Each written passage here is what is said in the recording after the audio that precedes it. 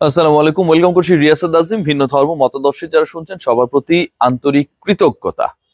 ওই নতুনের কেতন ওরে কাল বৈশাখী ঝড় তোরা সব জয়ধ্বনি কর।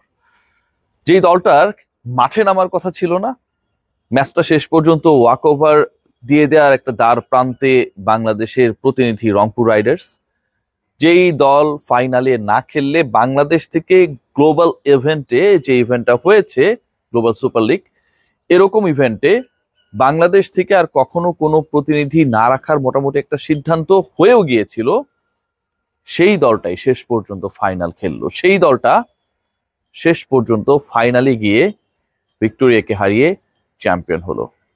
সেই দলটা এতই ডমিনেট করে খেললো যে প্রতিপক্ষ তাদের কাছে একদমই পাত্তা পায় নাই। যে তিন ক্রিকেটারকে নিয়ে সবচেয়ে বেশি আলোচনা ছিল, তাদের দুজন বাংলাদেশের প্রতিনিধিদের, ইনফ্যাক্ট বাংলাদেশের পতাকা তো তারাই বেয়ার করেছে, অন্য কোনো দল সেখানটায় নেই, জেতাতে বিশাল একটা অবদান পালন করলো। এবং যে দলটার আসলে এই গ্লোবাল সুপার লিগে যাওয়ারই কথা ছিল না, তারাই বাংলাদেশকে প্রথমের স্বাদ এনে দিল। বরিশালের কাছে প্রথম অফার ছিল, অ্যান্ড দেন তারা যাবে কি যাবে না, কুমিল্লা ভিক্টোরিয়ান্স নেই। শেষ পর্যন্ত রংপুর যখন হাত তুললো, বিসিবি যখন সেখানটায় সায় দিল, সেই দলটাই গিয়ে গ্লোবাল সুপার লিগ, আবারও বলছি, আমরা এতদিন শুধু ফলো করতাম, অনেকদিন পর এবার আসরটা বসেছে, আমরা শুধু ফলো করতাম যে কারা কারা খেলে, কারা চ্যাম্পিয়ন হয়, কোন ক্রিকেটাররা সেখানটায় পারফর্ম করে। আমার দেশের একটা দল সেখানটায় গিয়ে প্রথমের দিকে খারাপ করার পর, পরাজয়ের পর, এভাবে অনেকটা আর্জেন্টিনা স্টাইলে কামব্যাক করে বিশ্ব আসরে বাংলাদেশের ব্র্যান্ডিংটাকে, বাংলাদেশের ফ্র্যাঞ্চাইজি ব্র্যান্ডিংকে নেক্সট লেভেলে নিয়ে যাবে, এটা কেউ ভাবেনি। সেই কাজটাই হয়েছে।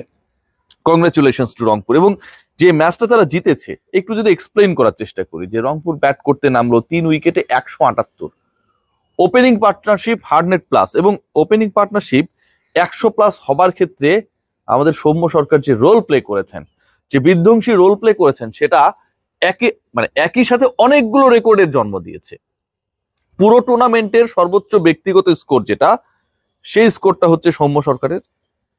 পুরো টুর্নামেন্টে হাইয়েস্ট রান গেটার এখন পর্যন্ত, যেহেতু এটা শেষই হয়ে গেছে, সেটাও সৌম্য সরকার। এবং এদিন সৌম্য সরকার রংপুরে যে কজন ব্যাট করেছে, সবার থেকে সবচেয়ে বেশি স্ট্রাইক রেটে ব্যাট করেছেন। 54 বলে 86 রানের ইনিংস, 6 মেরেছেন 5টা। সৌম্যের 6 কেমন হয় আপনারা সবাই জানেন। 4 মেরেছেন 7টা। বাউন্ডারি আর ওভার বাউন্ডারি মারার ক্ষেত্রেও তাকে কেউ ছাড়িয়ে যেতে পারেনি। স্ট্রাইক রেট 107 ছুঁই ছুঁই। সৌম্য সরকার এখানটা খেলারই কথা ছিল না। সৌম্য সরকাররা অনেকটা পাজলিং সিচুয়েশনের মধ্যে ছিলেন, যে কখন বিসিবি ফাইনালি তাদেরকে কড়াভাবে বলে দেয়, তোমাদেরকে যে করেই হোক গায়ানা থেকে সেন্ট কিটসে আসতে হবে, বাংলাদেশ ওয়ানডে দলের সাথে যোগ দিতে হবে। রংপুরের কি হচ্ছে সেটা আমাদের দেখার বিষয় না, কিন্তু শেষ পর্যন্ত সেটা হয় নাই। গত রাতে আমি একটা কন্টেন্ট করেছিলাম, যে সময় জুমার নামাজ পড়ার জন্য রংপুরের ক্রিকেটাররা টিম বাসে ছিলেন। আমি ফোন করি পুরো দল ব্যবস্থাপনায় যিনি জড়িত, সেই সানিয়ান তামিমকে, এবং তার সাথে কথা বলার পর যখন জানতে পারি যে ক্রিকেটাররা যদি নাও খেলেন এই ম্যাচটা, বাংলাদেশের 3 ক্রিকেটারকে যদি এনওসি নাও দেওয়া হয় টু প্লে দ্য ফাইনাল, তারপরেও তারা নেক্সট ফ্লাইটে সেন্ট কিটসে যেতে পারবেন না।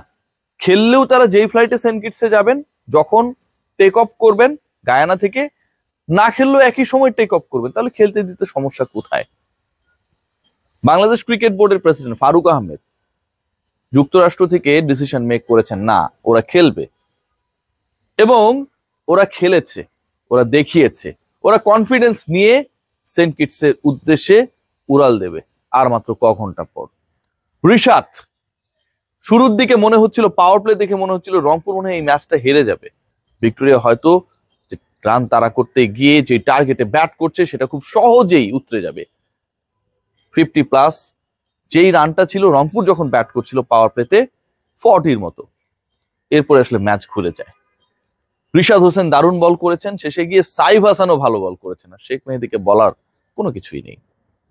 রাইডার্সরা যে রোলার কোস্টার রাইডের মধ্য দিয়ে গেছে, যেই প্রেসারের মধ্য দিয়ে গেছে, যেই অনিশ্চয়তার মধ্য দিয়ে গেছে, এবং এই অনিশ্চয়তাগুলো যদি কোনো একটা টুর্নামেন্টের মিডলে থাকতো সেটাও মেনে নেওয়া যাইতো। টুর্নামেন্টের একদম শেষ ম্যাচ, সেই জায়গাটায় যখন মান সম্মানের প্রশ্ন, একটা দল, তার ক্রিকেটার, তার ম্যানেজমেন্ট ওখানটা এক্সিস্ট করছে, কিন্তু তারা 11 বানাতে পারবে না। তার দেশের বোর্ড, ওই পার্টিকুলার দলটা যেই দেশ থেকে এসেছে প্রতিনিধিত্ব করতে, সেই দেশের বোর্ড তার ক্রিকেটারদের নিয়ে যাবে। এরকম একটা সিচুয়েশন যখন, ঠিক তখন আমার কাছে মনে হয় Bangladesh cricket board, Rangpur Riders, cricketer সবাই মিলে পুরো ব্যাপারটাকে সলভ করার ক্ষেত্রে, পুরো ব্যাপারটাকে ইতিবাচক ভাবে দেখার ক্ষেত্রে যে রোলটা প্লে করেছে, it should be given a salute. My dialogue অনেকে মনে করে। ফারুক আহমেদকে থ্যাঙ্কস। তবে ভেতর থেকে একজন কাজ করছিলেন, আমার সাথে ফোনে কথা হচ্ছিল, চ্যাট হচ্ছিল, ইশতিয়াক সাদেক। রংপুর বলেন, ক্রিকেট কেন্দ্রিক আসলে তাদের যে অবকাঠামো, বিনিয়োগ, প্ল্যানিং, প্রত্যেকটা A to Z যিনি আসলে কন্ট্রোল করেন, তিনি সবকিছু ডিল করেছেন তার মতো করে। ফারুক ভাইকে ম্যানেজ করা, ক্রিকেটারদের জন্য প্রয়োজনে চার্টার্ড ফ্লাইটের ব্যবস্থা করা, আমি সিরিয়াসলি বলছি রংপুর সেই ব্যবস্থাও রেখেছিল। ইনস্ট্যান্ট যদি বিসিবি বলে যে তাদেরকে চলে যেতে হবে, তাদের জন্য আলাদা চার্টার্ড ফ্লাইট করে তাদেরকে পাঠানোর ব্যবস্থা করা, সবকিছুই রেখেছিল। এবং ফাইনালি বাংলাদেশের একটা দলকে চ্যাম্পিয়ন করে নিয়ে আসা, এটা ভাই কোনোভাবেই সহজ স্বপ্ন ছিল না। আমরা সবাই ট্রল করেছি না, আমরা ট্রল করেছি যখন রংপুর তাদের প্রথম ম্যাচেসগুলোতে খারাপ করছিল, যখন রংপুর এমনও সিচুয়েশন ছিল যে জেতা ম্যাচ হারছিল, সবাই হাসাহাসি করেছে, ঠাট্টা করেছে, এরা যাই হচ্ছে এগুলো করার জন্য, এই টাইপের বক্তব্য দিয়েছে, সুন্দর সুন্দর ছবি তুলবে। ভাই গায়ানা হচ্ছে ওয়েস্ট ইন্ডিজের সবচেয়ে খ্যাত কান্ট্রিগুলোর একটা, সিরিয়াসলি। এটা আবার পড়েছে দক্ষিণ আমেরিকায়, আমি এটাতে গিয়েছিলাম, এবং এখানটা আপনি ভালো খাবার দাবারও ঠিকঠাক ভাবে পাবেন না। সেই জায়গায় গিয়ে বাংলাদেশ দল এটা করেছে। নুরুল হাসান সোহান আরো একবার প্রমাণ করেছেন তার মধ্যে মাল রয়েছে। সোহানের মালকে অনেকেই দেখতে পান না, কিন্তু আমরা সেটা জানি। সৌম্য সরকারকে একটা স্পেশাল থ্যাঙ্কস দিতে হয়। শুধুমাত্র এখানটায় যে ইনিংসটা খেলেছেন তিনি, এই ইনিংসটা রংপুরকে শুধু জেতায়নি, বাংলাদেশকে জিতিয়েছে।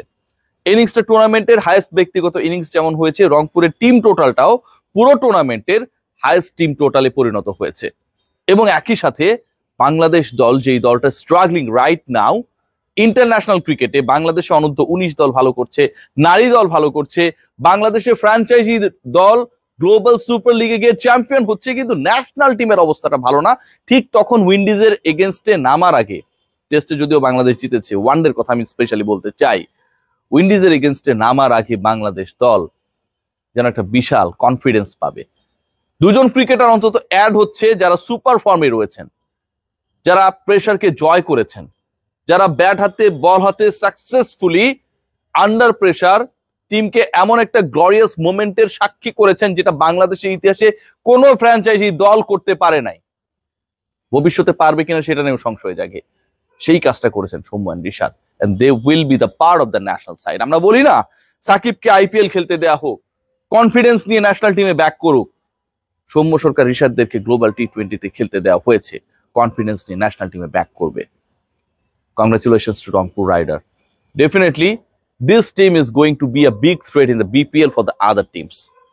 BPL শুরু হচ্ছে ডিসেম্বর 30 তারিখে। দেখা যাবে রংপুরের এই রং চড়ানো রাইড কতদূর যায় আপকামিং টুর্নামেন্টে। সবাই ভালো থাকবেন, টেক গ্রেট কেয়ার।